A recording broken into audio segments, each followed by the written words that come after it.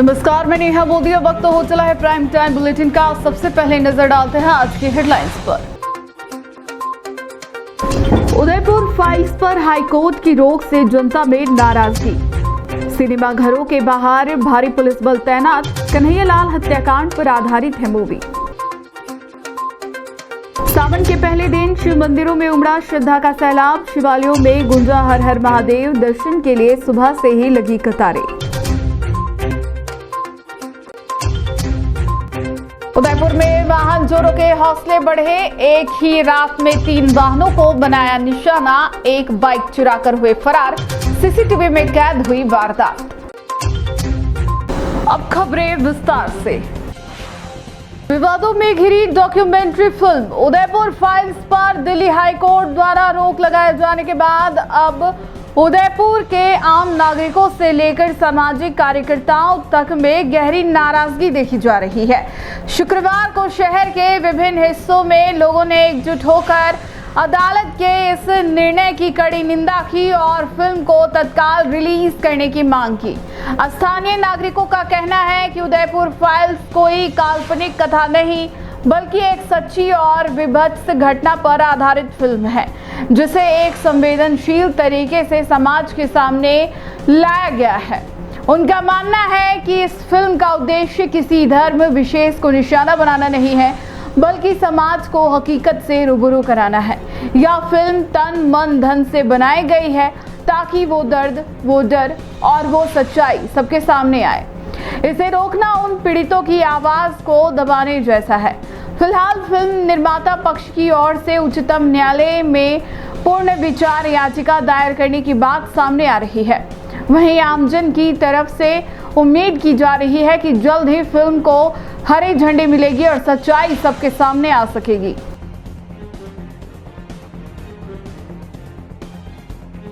अभी जो Delhi supreme court ने जो रोक लगाई है इस पिक्चर पे, ये बिल्कुल गलत है, क्योंकि ये घटना आतंकवादी घटना थी। और आतंकवादी घटना अगर पूरे भारत के लोगों को मालूम घटना किस तरह से हुई, ये तो हमारे उदयपुर के आपको हमको सबको मालूम है ये घटना किस तरह से हुई। अभी तक सुप्रीम कोर्ट और हाई कोर्ट, उनसे तो मेरा ये निवेदन है कि इसमें 9 आरोपी बने हैं, 2 लोगों की गिरफ्तारी अभी तक नहीं हुई है। सबसे पहले तो काम वो करे कि उनकी गिरफ्तारी का आदेश दे। जो आतंकवादी इसमें लिप्त है अभी तक उनकी गिरफ्तारी नहीं हुई। और बाकी 4 लोगों की जमानत कैसे ले ली? जमानत सुप्रीम कोर्ट हाई कोर्ट ने जमानत ली है। ऐसे आतंकवादी लोगों की जमानत लेते हैं। बात किसी भी धर्म से हो, चाहे मुस्लिम धर्म समाज से हो, हिंदू समाज से, जो ऐसी घटना करता है उसके खिलाफ सख्त कार्रवाई होनी चाहिए और ये पिक्चर किसी भी हालत में रिलीज होनी चाहिए। मेरा एक ही निवेदन है। अपना परिचय देते हुए, और ये फिल्म के ऊपर रोक लगाई गई है, इसमें आप क्या कहना चाहें? देखिए, आपको चैनल के माध्यम से मैं बताना चाहूंगा, मैं मोहित सनाडिया उदयपुर से हूँ। 8 जून 2022 उदयपुर में जितना जघन्य हत्याकांड हुआ था, आतंकवाद को पनपाने की जो कोशिश की गई थी, उसको लेकर जो उदयपुर फाइल्स किसी ने हिम्मत करके कोई पिक्चर बनाई, तन मन धन सब कुछ दिया, उसके अंदर से दिल्ली हाई कोर्ट ने सेंसर बोर्ड को बोल के 150 कट्स कटवाए। आप क्या सच्चाई छुपाना चाहते हो? हमने तो सच्चाई देखी है, और बहुत अच्छे से सच्चाई देखी है। हमारे तो बिल्कुल पड़ोस में हत्याकांड हुआ है। मेरा किसी जाति विशेष, धर्म विशेष, समुदाय विशेष, किसी व्यक्ति विशेष से कोई मेरे मन में भावना नहीं है, उसके लिए गलत। मैं आपको बताना चाहूंगा कि मेरी अगर भावना सोच है तो एक आतंकवाद के खिलाफ सोच है। आप क्यों किसी को लेके, किसी को चीज छुपा के आप उसे उजागर नहीं करना देना चाहते कि वो चीज पता है आपको मार्केट में आएगी तो आप किसी जातिगत समुदाय विशेष का बदनामी होगी? ऐसा बिल्कुल नहीं होगा। मैं आपको बता रहा हूँ, उदयपुर उस समय में एक इतना जला है, रथ यात्रा थी, हमने उस चीज को फील किया है, हमने उस चीज को महसूस किया है कि अगर उदयपुर प्रशासन हमारे साथ में नहीं होता तो शायद पता नहीं क्या होता। अब वो जो 2 घोष प्रमोटर, वो जो 2 समुदाय विशेष के जो गए थे वहां घुसने के लिए, आतंकवाद पनपाने के लिए, उन्होंने देश के प्रधानमंत्री को, सर्वे सर्वा देश का आज मुखिया है, उसको धमकी दी कि मोदी अब तेरी बारी है। इतना बड़ा हो गया क्या वो को? जिस लोकतंत्र के गलियारे में बैठकर सारे कानून बनाए जाते हैं, आज हाईकोर्ट सुप्रीम कोर्ट से बड़ा है क्या कि रोक लगा रहा है उसके ऊपर? शर्म आनी चाहिए। थोड़ा सोचिए आप क्या कर रहे हैं, क्या नहीं कर रहे हैं। जो सच है वो मीडिया के सामने लेके आइए। आज आप नहीं बताने देंगे तो 2 साल बाद को सच लेके आएगा सामने। सच तो आज है तो कल आने ही आना है। तो आपसे निवेदन करता हूं मैं क्या आप समझिए किसी बात को और सच को उजागर कीजिए। धन्यवाद। उदयपुर में शुक्रवार को सावन महीने के पहले दिन शिव भक्तों का जनसैलाब शिव मंदिरों में उमड़ पड़ा। सुबह से ही शहर के प्रमुख शिवालयों में दर्शन के लिए श्रद्धालु कतारबद्ध नजर आए। भक्तों ने जलाभिषेक, रुद्राभिषेक और विशेष पूजा अर्चना कर शिव शंकर से आशीर्वाद मांगा। विशेष रूप से उदयपुर के महाकाल मंदिर और एकलिंग जी में बड़ी संख्या में श्रद्धालुओं की भीड़ देखने को मिली। इसके अलावा शहर के अन्य मंदिरों में भी लोग दर्शन के लिए पहुंचे। महाकाल मंदिर में सुबह पंचामृत स्नान व विशेष अभिषेक के बाद भक्तों के लिए दर्शन खुले। वहीं एकलिंग जी मंदिर में हजारों श्रद्धालु दूर दूर से पहुंचे। महिलाएं पारंपरिक वेशभूषा में पूजा की थाल सजाकर मंदिर पहुंची तो युवाओं में भी शिव भक्ति का उत्साह देखते ही बनता था। कई श्रद्धालु पैदल यात्रा कर मंदिरों तक पहुंचे। सावन महीने का पहला दिन शहरवासियों के लिए भक्ति, आस्था और पुण्य कमाने का अवसर बन गया। सावन भर हर सोमवार को शिव मंदिरों में इसी तरह विशेष कार्यक्रम और श्रद्धालुओं की भीड़ उमड़ने की संभावना जताई जा रही है।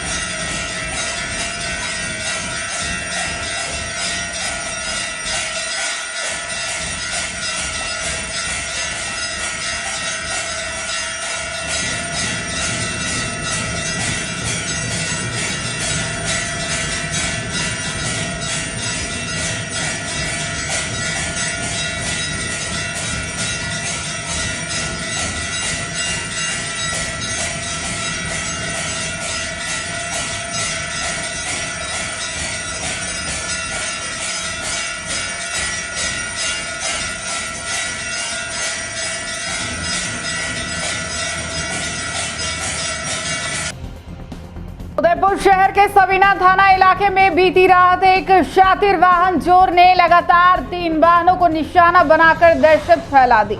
2 वाहनों में चोरी की कोशिश असफल रही, लेकिन आखिरकार एक मोटरसाइकिल लेकर वह मौके से भाग निकला। पूरी वारदात क्षेत्र में लगे सीसीटीवी कैमरों में कैद हो गई, जिससे पुलिस को सुराग मिलने की उम्मीद है। घटना सबीना थाना क्षेत्र के रोशन जी की बाड़ी इलाके की है, जहां रात करीब 2 बजे एक युवक संदिग्ध रूप में घुसा। पहले उसने एक इको वाहन का लॉक तोड़ने की कोशिश की और इलेक्ट्रॉनिक वायरिंग को नुकसान पहुंचाया, लेकिन वाहन स्टार्ट नहीं हो सका। इसके बाद चोर ने पास खड़ी जीप में से इंधमारे का प्रयास किया, लेकिन फिर से असफल रहा। आखिरकार चोर ने एक पल्सर बाइक पर हाथ साफ किया और अंधेरे का फायदा उठाकर मौके से फरार हो गया। पीड़ितों के मुताबिक दोनों घटनाएं कुछ ही मिनटों के भीतर हुई और चोर पूरी सतर्कता के साथ वारदात को अंजाम देता नजर आया। जैसे ही वाहन चोरी का पता चला, संबंधित लोगों ने सबीना थाना पहुंचकर रिपोर्ट दर्ज करवाई। थानाधिकारी ने बताया कि मामला दर्ज कर लिया गया है और घटना स्थल के सीसीटीवी फुटेज खंगाले जा रहे हैं। फुटेज में आरोपी की स्पष्ट तस्वीरें सामने आई है, जिनके आधार पर पुलिस ने तलाश तेज कर दी है।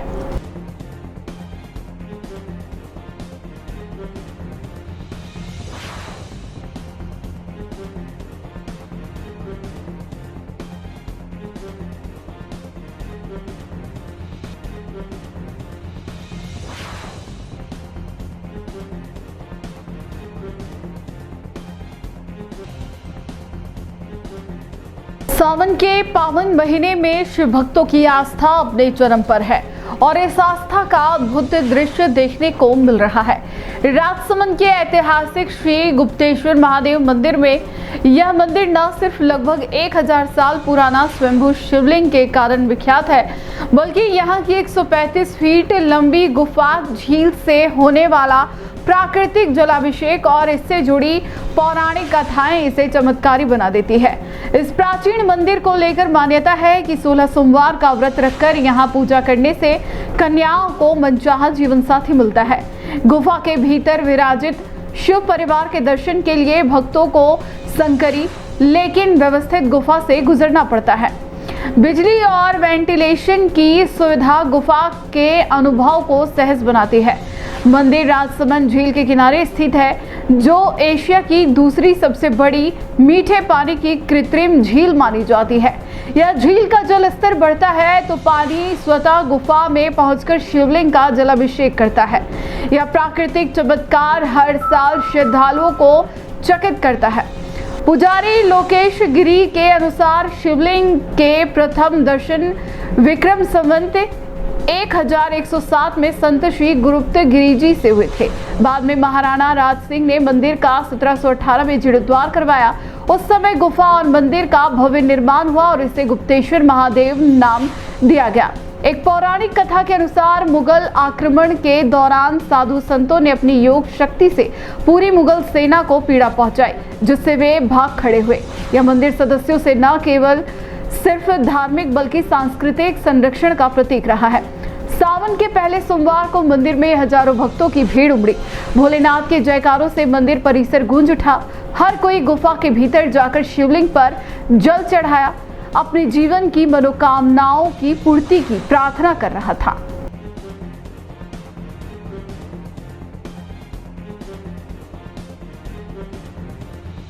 नमो नारायण। ये गुफा से गुप्तेश्वर महादेव जी का मंदिर है। यह मंदिर विक्रम संवत 1107 में भगत स्वयंभू श्यामवर्ण शिवलिंग है। और यह मंदिर 1107 में जब नागा संत गुप्तगिरी जी जब तपस्या कर रहे थे गोमती तट के किनारे, तब उनको स्वप्न में महादेव ने स्वप्न दिया कि मेरा लिंग यहाँ पर दबा हुआ है। तत्पश्चात उनको यह लिंग यहाँ पर प्राप्त हुआ और उन्होंने पहाड़ के ऊपर ये लिंग पूजा अर्चना करके वहाँ पर प्राण प्रतिष्ठा करी। तत्पश्चात जब यहाँ पर तालाब बनाने का जब निर्णय हुआ राजा का, तो यह मंदिर जब तब गुफा बनाने का जब हुआ तब उसमें ये मंदिर के बीच में आ रहा था। तत्पश्चात ये गुफा का निर्माण कराया गया। उससे पहले यह मंदिर बालेश्वर महादेव नाम के साथ पूजा जाता था 611 वर्ष तक। उसके बाद यह मंदिर गुप्तेश्वर महादेव के नाम में विकसित हुआ, क्योंकि ये गुफा बनाई गई 135 फीट लंबी गुफा है। और उसके बाद से यहाँ पर ये पूजा अर्चना उसी ढंग से चलती आ रही है। इसको प्राचीन 7 मंदिरों में से एक मंदिर क्यों कहा जाता है?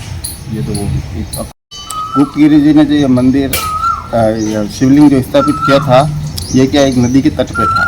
तो फिर बाद में क्या राणा राज सिंह, यहाँ पे एक अकाल पड़ गया था, तो राणा राज सिंह ने सोचा क्यों ना यहाँ पे एक झील बना दी जाए। तो उस नदी को पाल बना के रोका। तो उसके बावजूद क्या हुआ कि ये शिवलिंग क्या वहाँ बीच में आ गया, पाल के बीच में। तो उसको जाने के लिए जगह नहीं थी। तो फिर महाराजा ने सोचा अब क्या करें, इसको हटाना। तो हटाने की सोची तो ये जैसे जैसे इस मंदिर को मतलब शिवलिंग को निकालने लगे, वैसे वैसे शिवलिंग अंदर जाने लगा।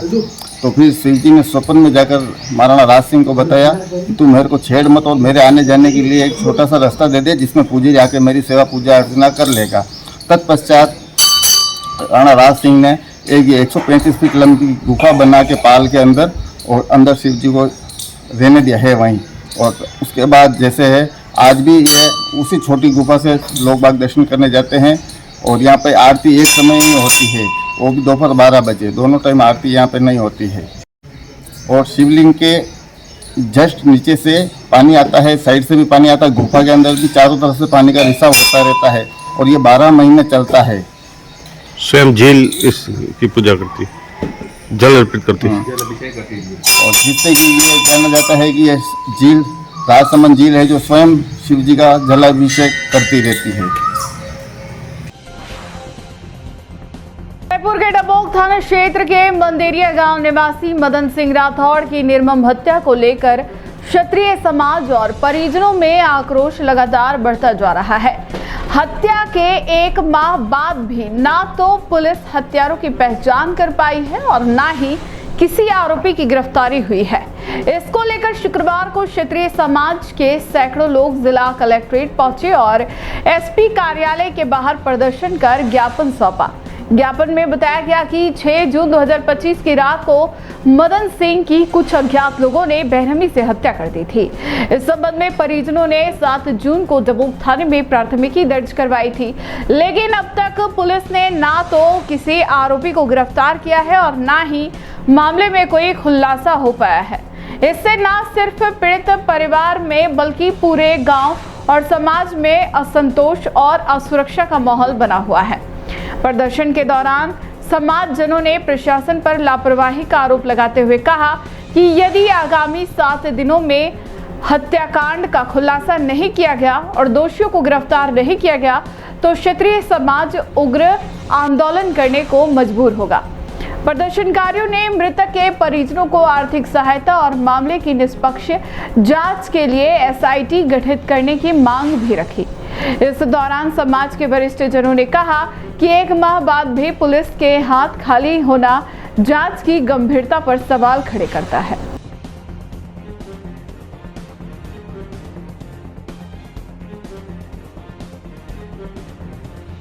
उसको काफ़ी समय हो गया, अभी तक कुछ जानकारी नहीं मिली कि उसमें किस तरह से मर्डर हुआ, तो किस तरह से हुआ, या क्या कारण रहे उसकी मृत्यु के। उसके बारे में मैं 2-4 बार एसपी साहब से पहले रूप सिंह जी भी मिले थे और भी हम डेलीगेशंस लेके गए थे, लेकिन आज काफ़ी दिन हो गए, इसलिए हम एसपी साहब से मिलने आए। एसपी साहब ने कहा कि इन्वेस्टिगेशन जो आईपीएस आए हुए हैं मनीष जी वो कर रहे हैं। मनीष जी को भी बुलाया हमारे सामने, उन्होंने कहा हम अच्छी तरह से इन्वेस्टिगेशन कर रहे हैं, लेकिन कुछ चीज़ें ऐसी जिससे इसको आत्महत्या की तरफ ले जाता हुआ दिख रहा है केस। लेकिन हमने जो क्वेरीज रखी है उनको उन्होंने कहा मैं फिर इन्वेस्टिगेशन करूंगा, क्योंकि सर में चोट थी आगे और यहाँ पे गले में थोड़ा ऐसा स्ट्रैंगुलेशन टाइप लग रहा था।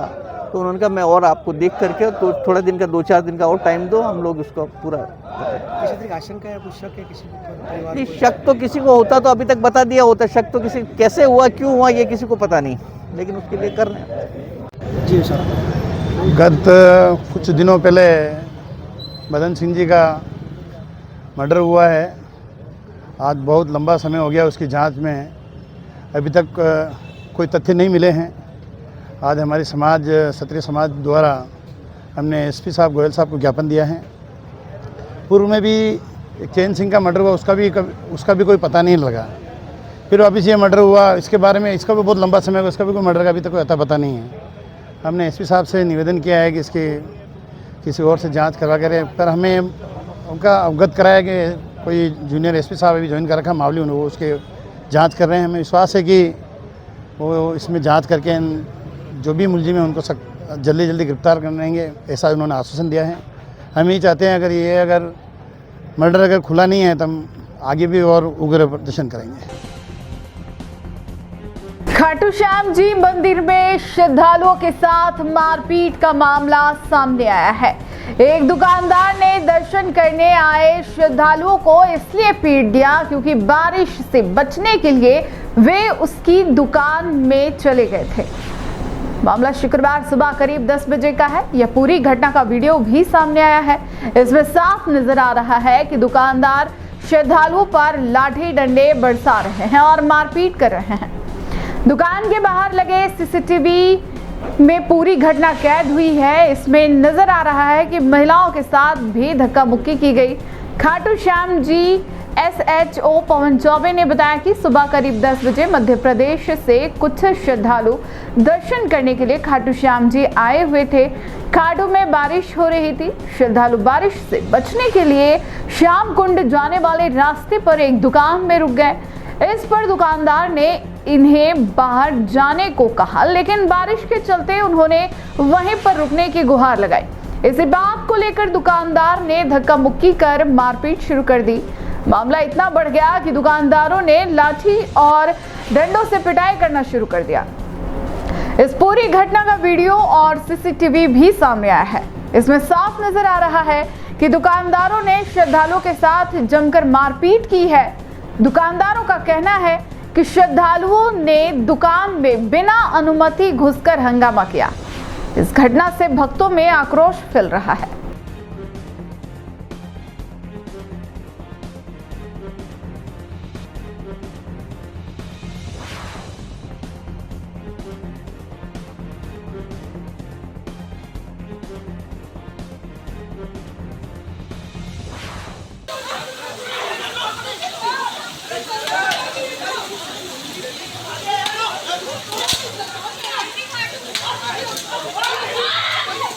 Hey!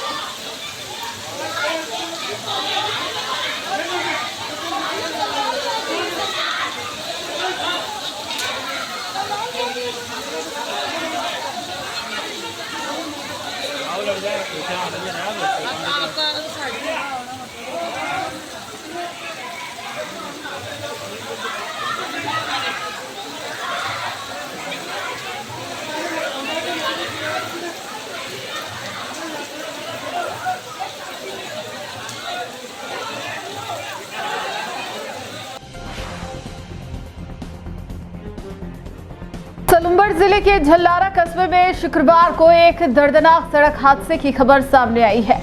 झल्लारा बस स्टैंड के पास सड़क पार कर रही एक महिला को तेज रफ्तार बाइक ने जोरदार टक्कर मार दी। यह पूरी घटना सीसीटीवी कैमरे में कैद हो गई है। प्रत्यक्षदर्शियों के अनुसार महिला सड़क पार कर रही थी, तभी सामने से आ रही तेज रफ्तार बाइक ने उसे टक्कर मार दी। टक्कर इतनी भीषण थी कि महिला करीब 10 फीट दूर जा गिरी और गंभीर रूप से घायल हो गई। वहीं बाइक भी टक्कर के बाद अनियंत्रित होकर सड़क किनारे लोहे की रॉड पर जा गिरी, जिससे बाइक चालक भी गंभीर रूप से घायल हो गया।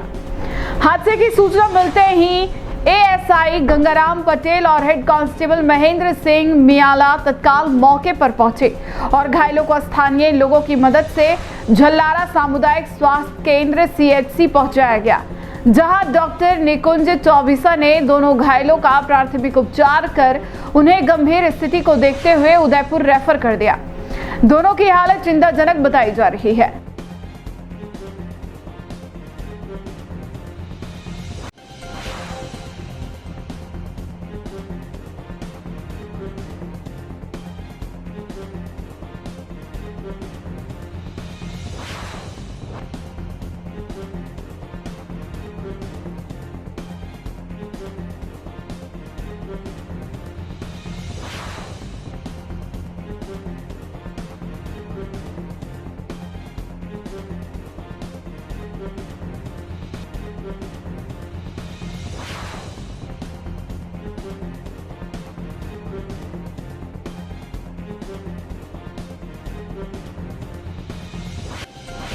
उदयपुर शहर के हिरणमगरी थाना क्षेत्र में तलवार दिखाकर युवक से मोबाइल लूटने की सनसनीखेज वारदात का पुलिस से खुलासा करते हुए 2 आरोपियों को गिरफ्तार किया है, जिनमें से एक विधि से संघर्षरत नाबालिग है।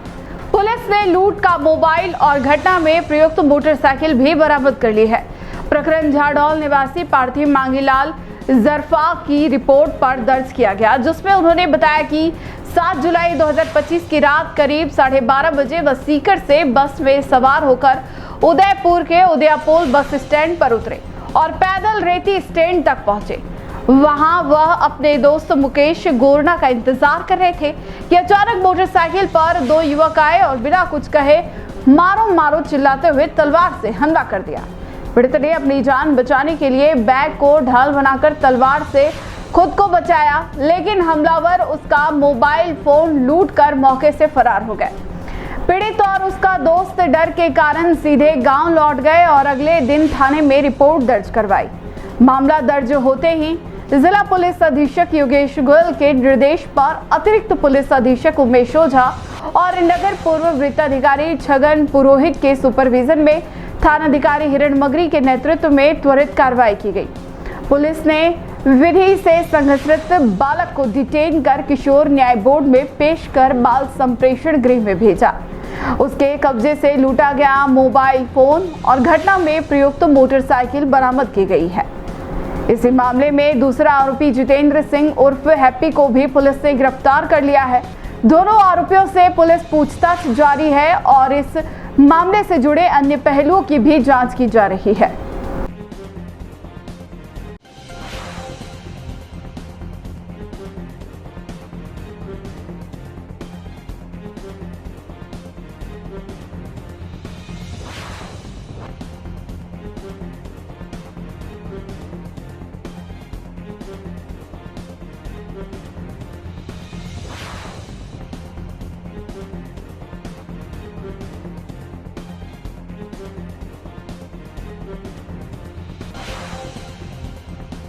उदयपुर जिले में अवैध मादक पदार्थों की तस्करी के विरुद्ध चलाए जा रहे अभियान के तहत जिला स्पेशल टीम और थाना हिरणमगरी पुलिस ने संयुक्त कार्रवाई करते हुए एक युवक को गिरफ्तार किया है। आरोपी के कब्जे से 189 ग्राम MDMA नामक प्रतिबंधित मादक पदार्थ जब्त किया गया है। जिला पुलिस अधीक्षक योगेश गोयल के निर्देश पर की गई इस कार्रवाई का नेतृत्व अतिरिक्त पुलिस अधीक्षक उमेश ओझा व DSP नगर पूर्व छगन पुरोहित के सुपरविजन में हुआ। पुलिस निरीक्षक श्याम सिंह रत्नू, DST प्रभारी और थानाधिकारी भरत योगी थाना हिरणमगरी की टीम ने यह कार्रवाई की। गिरफ्तार आरोपी की पहचान गौरव सिंगारिया, किस्तूर चंद सिंगारिया के रूप में हुई है। पुलिस ने आरोपी के कब्जे से 189 ग्राम MDMA बरामद की है, जिसे उच्च श्रेणी का सिंथेटिक ड्रग माना जाता है। पुलिस ने आरोपी के खिलाफ NDPS एक्ट के तहत मामला दर्ज कर गिरफ्तारी किया है। आरोपी को न्यायालय में पेश कर पुलिस रिमांड लिया गया है ताकि आगे की जांच की जा सके। पुलिस का कहना है कि इस कार्रवाई से नशा तस्करों के नेटवर्क पर बड़ी चोट की गई है और आगे की कड़ियों को खंगालने के लिए अनुसंधान जारी है।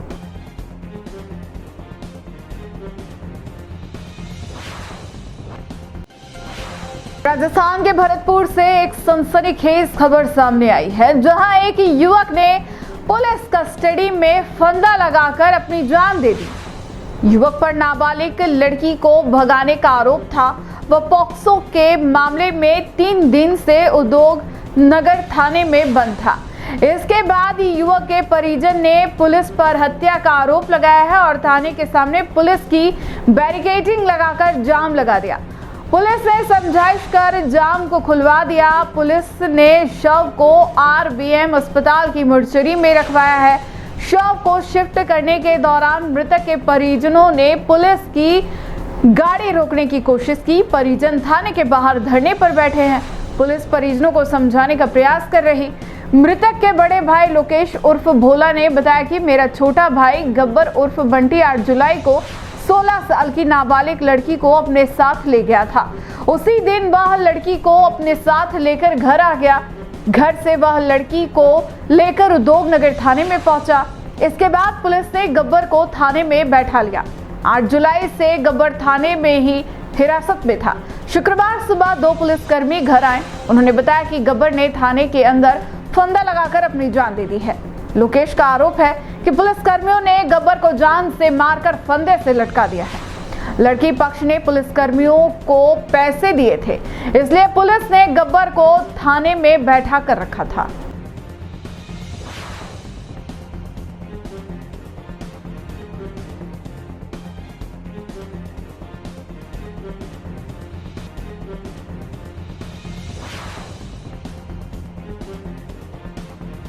टी न्यूज राजस्थान के बुलेटिन में फिलहाल अब तक के लिए इतना ही। आइए चलते चलते फिर से नजर डालते हैं आज के टॉप हेडलाइंस पर। उदयपुर फाइल्स पर हाईकोर्ट की रोक से जनता में नाराजगी। सिनेमा घरों के बाहर भारी पुलिस बल तैनात। कन्हैयालाल हत्याकांड पर आधारित है मूवी। सावन के पहले दिन शिव मंदिरों में उमड़ा श्रद्धा का सैलाब। शिवालयों में गुंजा हर हर महादेव। दर्शन के लिए सुबह से ही लगी कतारें। उदयपुर में वाहन चोरों के हौसले बढ़े। एक ही रात में 3 वाहनों को बनाया निशाना। एक बाइक चुराकर हुए फरार। CCTV में कैद हुई वारदात। आज के बुलेटिन में इतना ही। अब दीजिए इजाजत नेहा मोदी को। ऐसे ही तमाम बड़ी खबरें देखने के लिए बने रहिए टी न्यूज राजस्थान के साथ। नमस्कार।